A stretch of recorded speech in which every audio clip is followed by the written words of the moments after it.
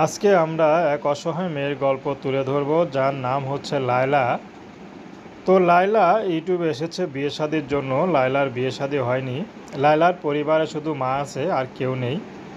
তো লায়লার মা পরের বাসায় কাজ করে যা ইনকাম করে তা দিয়ে কোনো মতে চলে। তো লায়লার বিয়ে শাদী হয়নি। লায়লা বর্তমানে তার থ্রি পিসের কাজ শিখতেছে, কিভাবে থ্রি পিস বানানো যায়। তো লায়লার ইচ্ছা আছে বড় কোনো দোকান দিবে, কিন্তু সে স্বপ্ন পূরণ হবে কিনা জানি না, কারণ লায়লা টাকার জন্য বিয়েই হচ্ছে না। তো সে স্বপ্ন তো ঘুরে বালি।